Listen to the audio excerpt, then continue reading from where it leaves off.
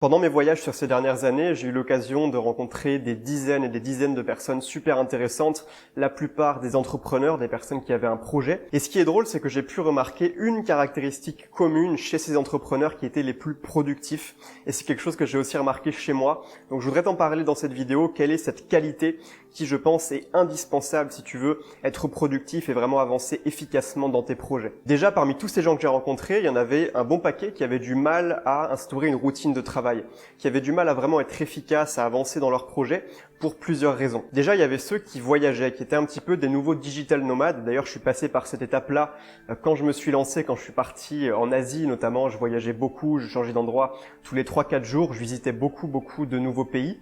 Et le problème pour ces gens-là qui sont dans cette situation de tout le temps bouger, c'est que comme leur environnement change tout le temps, comme ils doivent tout le temps gérer la logistique de devoir se déplacer, forcément c'est très difficile de mettre en place une bonne routine de travail pour être productif dans cette situation-là, parce que ton environnement change tout le temps, tu es toujours en train de t'adapter et ça te demande une énorme énergie mentale et que tu peux pas du coup allouer à ton travail. Après, j'ai aussi rencontré beaucoup de personnes qui adoraient faire la fête, qui aimaient bien par exemple sortir en boîte à Bangkok, à prendre une bouteille en boîte, enfin ce genre de truc, ça a jamais été mon délire, j'ai toujours détesté les boîtes de nuit.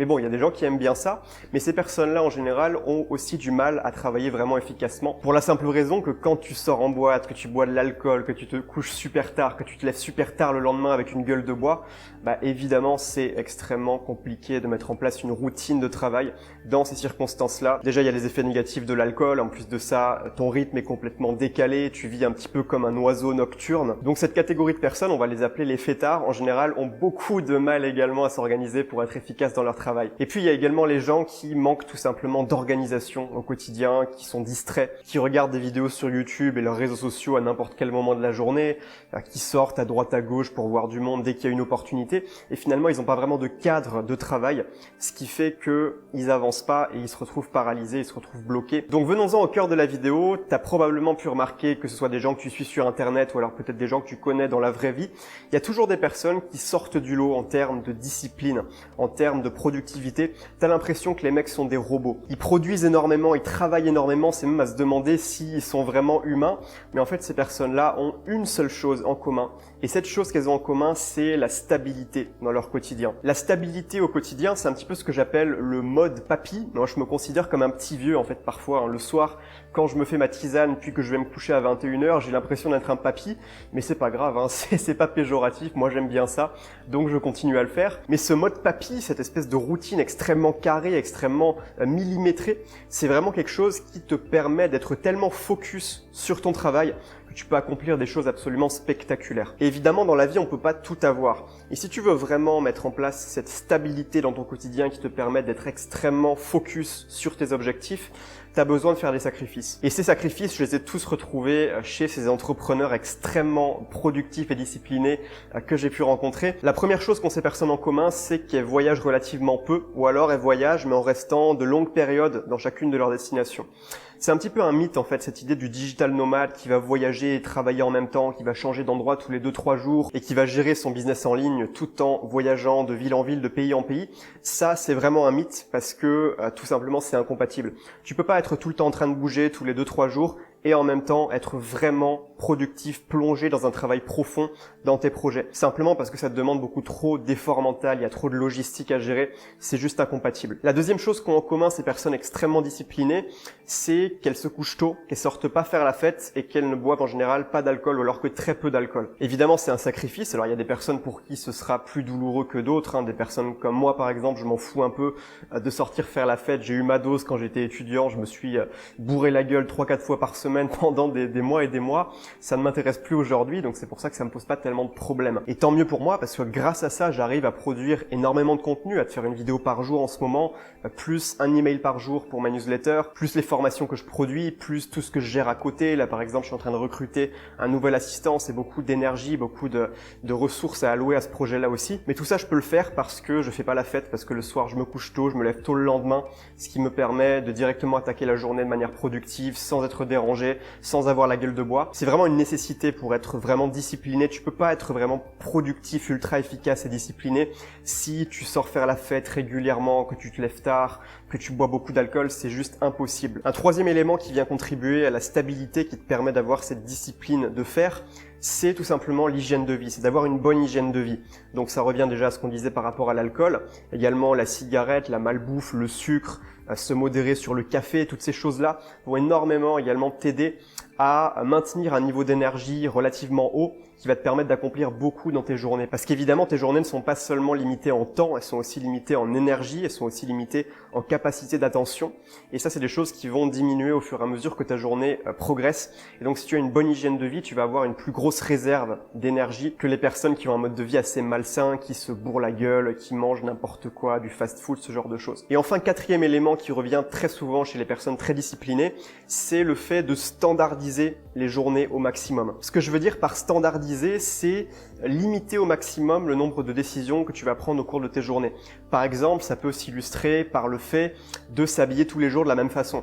Moi, je m'habille pas absolument de la même façon tous les jours, mais j'ai très peu de vêtements différents. J'ai plusieurs t-shirts dans le même exemplaire, ça change pas beaucoup, donc j'ai pas à me poser 10 000 questions, comment est-ce que je vais m'habiller aujourd'hui. Ça m'évite en fait d'utiliser de la capacité d'attention qui est encore une fois limitée dans la journée dès le matin, et donc je peux garder cette capacité d'attention pour faire d'autres choses. Autre chose que je fais pour standardiser mes journées, c'est de manger dans les mêmes restaurants. Quand je suis en voyage, en tout cas, là en ce moment je suis en voyage, je prends des logements à la semaine et j'évite au maximum de partir loin pour aller dans des restaurants qui sont pas dans mon quartier. Je privilégie au maximum des restaurants qui sont près de chez moi, ce qui me permet de pas me prendre la tête, aller chercher de nouveaux restaurants. Moi, ça me convient très bien. Encore une fois, c'est une question de choix. S'il y a des personnes qui, quand elles voyagent, aiment découvrir de nouveaux endroits, partir un petit peu à la découverte des nouveaux coins, des nouveaux restaurants, c'est super.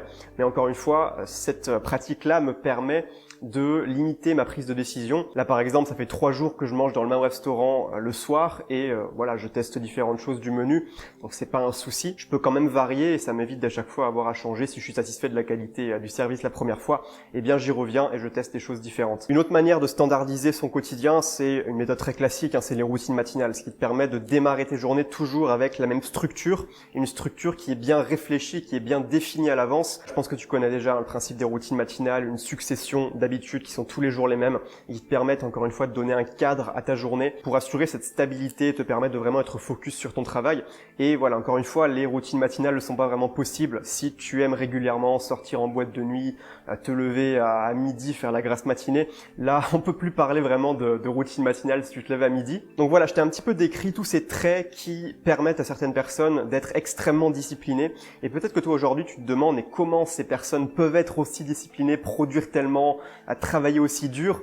Eh bien, c'est pour ces raisons-là, c'est parce qu'elles font des sacrifices. Et là, il y en a peut-être qui se disent super, mais la routine, je pensais que c'était quelque chose de relativement négatif, que la petite routine quotidienne, le petit train-train quotidien, c'était quelque chose de désagréable. Ça, c'est vrai à partir du moment où tes journées n'ont aucun sens pour toi. Par exemple, si tu as un travail que tu détestes, si tu es étudiant et que ça te fait chier d'aller en cours, ton activité n'a aucun sens. Et donc là, évidemment, la routine, le petit train-train quotidien qui te zombifie complètement le cerveau, c'est quelque chose de très négatif. Mais par contre, si tu es à fond sur ton projet à toi, un projet qui te passionne, un projet qui te prend vraiment aux tripes, un projet qui fait que tous les matins, tu bondis de ton lit parce que tu es content de travailler sur ce projet. À ce moment-là, la routine, c'est plus du tout ton ennemi et bien au contraire, ça devient un allié précieux qui va te permettre d'être vraiment focus et d'accomplir des choses que les personnes qui n'ont pas cette stabilité ne pourront jamais accomplir. Donc c'est aussi un gros avantage compétitif de faire ça. Si par exemple tu as un projet dans lequel tu fais face à de la concurrence, par exemple si tu es youtubeur, ça peut te permettre vraiment de produire plus que tes concurrents et de percer donc, parce que c'est un petit peu compliqué sur YouTube de sortir la tête de l'eau. Mais si tu as vraiment cette stabilité dans ton quotidien, tu vas vraiment pouvoir faire beaucoup plus que les autres dans ton domaine, tout en devenant une véritable machine de productivité. Alors dans la limite du raisonnable, évidemment, on reste des êtres humains. Même si tu as de la stabilité au quotidien, il y aura toujours des journées où ce sera un peu plus compliqué de trouver la motivation. Ça fluctue, la motivation. Et dans ces moments-là, c'est là justement qu'il faut se dépasser et instaurer cette discipline qui te permet de quand même faire des choses les jours où tu te sens pas forcément dans ton assiette. Pour finir, la dernière question que tu peux te poser, c'est est-ce que si je veux être vraiment ultra efficace et ultra discipliné dans mes projets, j'ai besoin d'être en permanence dans cette espèce de mode papy où je vais me coucher tôt, je vais me faire ma petite tisane du soir, je vais me lever tôt et bosser sur mes projets. Même si ça me passionne, est-ce que je peux pas également profiter du monde qui m'entoure, profiter du moment présent, à faire des activités, ce genre de choses. En fait, moi, ce que je te conseille vraiment, et si tu te sens concerné par ce dont on a parlé dans cette vidéo, je t'invite vraiment à écouter là ce que je vais te dire. Pour moi, c'est hyper important de dissocier les moments de travail et les moments de détente. Il y a beaucoup de personnes qui cherchent à la fois à profiter de la vie et à la fois à travailler sur leur projet. Et ce qui se produit à ce moment-là, c'est que tu déclenches beaucoup de culpabilité parce que dans tes journées, quand tu es en train de profiter, de faire des activités, de voir tes amis ou que sais-je, eh bien tu te dis merde, faudrait que je travaille à ce moment-là. Et quand tu travailles, là c'est l'inverse, tu te dis voilà, j'aimerais bien sortir voir mes amis, ça me fait chier de bosser parce que t'as pas clairement défini à l'avance quelle était ta priorité du moment. Est-ce que ta priorité c'est de profiter ou est-ce que ta priorité c'est d'avancer, de travailler et d'être discipliné? Moi ce que je fais, c'est que je prends parfois des week-ends, quand je suis en Thaïlande notamment avec ma copine, où on part au bord de la mer pendant le week-end, voilà, on fait des activités. La dernière fois on était au bord de la plage, on s'était baigné, on avait fait du jet ski pour la première fois, c'était très cool. Et pendant ce week-end, j'avais complètement lâché prise par rapport au travail. C'est-à-dire qu'avant de prendre ce week-end, j'étais extrêmement clair avec moi-même sur le fait que j'allais pas travailler pendant ces 2 jours, pendant ce samedi et ce dimanche. Ce qui fait que tu ressens pas la culpabilité de pas travailler, vu que c'est quelque chose que tu as choisi. C'est pas quelque chose que tu subis. Et par contre, en ce moment même où je te tourne cette vidéo, je suis tout seul en Europe, là je suis en Finlande, et là c'est exactement la même chose, mais à l'inverse. Je sais exactement pourquoi je suis ici. Je suis pas ici pour profiter, je suis pas ici pour découvrir de beaux endroits, pour faire de belles expériences, je suis ici pour bosser, pour donner un gros coup d'accélérateur dans mon activité. D'ailleurs, tu le vois à travers ce défi 30 jours, 30 vidéos, c'est quelque chose de très intensif en termes de charge de travail, mais j'arrive à le faire et à gérer beaucoup d'autres projets à côté, simplement parce que je sais pourquoi je suis ici en Europe et je me donne les moyens d'avoir la discipline nécessaire pour accomplir tout ça en structurant mes journées et en activant le mode papy. Mais quand je rentrerai en Thaïlande dans quelques jours là, je vais désactiver le mode papy pour quelques jours, puis après peut-être que je le réactiverai.